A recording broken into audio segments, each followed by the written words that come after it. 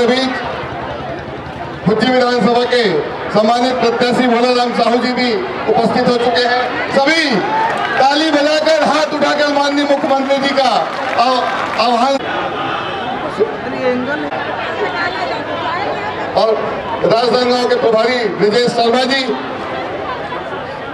सम्मानित बघेल जी, सुजीत बघेल जी और प्रदेश कांग्रेस कमेटी के सम्मानित महामंत्री शाहिद भाई जी से आग्रह, माननीय महेंद्र साहब से आग्रह है कि सामने आकर अभिवादन स्वीकार कर। माननीय प्रत्याशी हमारे सामने है, संजय रिजवानी जी आए, व्यापार प्रकोष्ठ से स्वागत करें। चित्रलेखा वर्मा जी आए, स्वागत करें। जी आए, स्वागत करें। सुजीत बघेल जी आए, सम्मानित सुजीत बघेल जी से आग्रह, स्वागत करें। पार्टी के हमारे मुखिया मन आदरणीय मुख्यमंत्री घोषणा करे, वादा करे, को जिताना है। मैं बहुत बहुत बधाई देता हूँ। लड़ने जा रहे हैं। सिर्फ मेरा तो 50 साल का राजनीति सभा सीट है, माताओं बहनों, आपको तो मालूम है उसमें कुटुम 13 लोग हैं सिर्फ भारतीय जनता पार्टी के, सिर्फ 13। और हम यानी भारतीय जनता पार्टी ने नहीं दिया था, उसको भी आप देंगे। हम छाती ठोक करके बोलते हैं आपके सामने कांग्रेस के मंच से। देखो कितना सुंदर कल्पना, उसकी पीड़ा देखो इस कवि का, मीर अली का। आज हमारे आप भी बढ़ावा दे, बोला जवाबदारी दे राजनांदगांव के, ये राजनांदगांव में 15 साल के मुख्यमंत्री था, लेकिन इस समय ये विधानसभा भी कांग्रेस के खाते में रहेगा।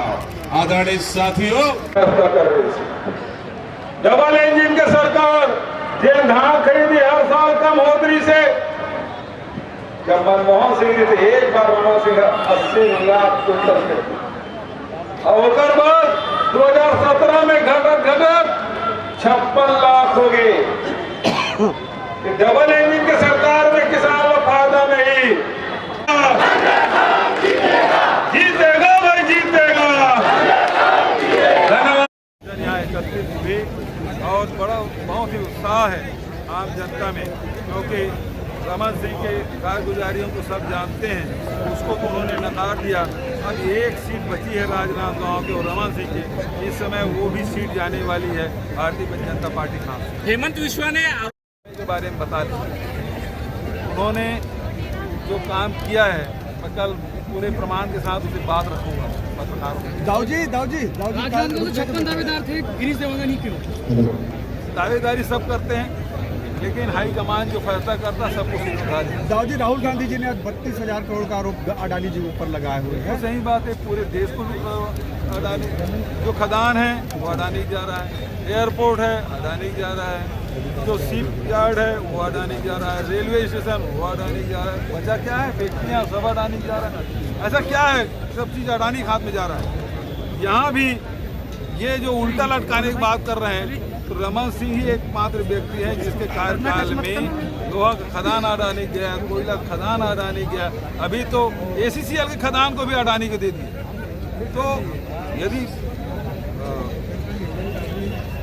गांधी जी यदि ये बोल रहे हैं तो बिल्कुल सही बोल रहे हैं। आखिर जब देश में कोयला है तो फिर विदेश से क्यों और उससे बाध्य क्यों कर रहे हैं? आज यदि बिजली बिल महंगा हो रहा है, क्यों हो रहा है? क्योंकि 4,000 का कोयला 12,000 और 15,000 रुपया टन में खरीद रहे हैं। 3 गुना ज़्यादा होगा तो बढ़ेगा, और इसलिए हमने छत्तीसगढ़ में हमने कहा दिया हम बाहर के विदेशी कोयला हम प्रयोग नहीं करेंगे, इसलिए यहाँ का नहीं बढ़ा। लेकिन NTPC जो भारत सरकार के उपक्रम है उसको बाध्य किया गया है, और उसके कारण से बिजली बिल आज महंगा हुआ है। तो ये अडानी के महंगा कोयला खरीदने के कारण से ही छत्तीसगढ़ में बिजली जो बढ़ी है, वो जो लारा और NTPC के जो सिपत के जो पावर प्लांट है महंगा कोयला खरीदते हैं, इसका से बिजली बिल बढ़ा।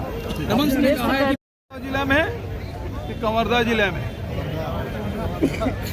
अब प्रतापगढ़िया कौन है?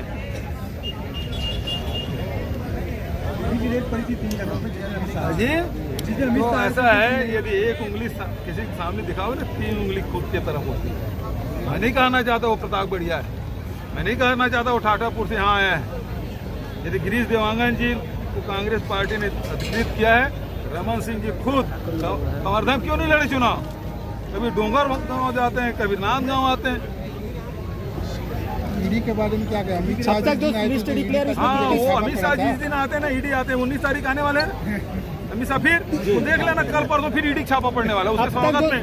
बाबा बोला आजा, जो होता है ना, उसी प्रकार से बिल्कुल अमित शाह आने के पहले ईडी आईटी आ जाते हैं। अब तक जितनी लिस्ट डिक्लेयर हुई, कितनी सीटें जीतने की उम्मीद है? जी, अब तक जो इतनी लिस्ट डिक्लेयर हुई, सभी सीट हम जीतेंगे।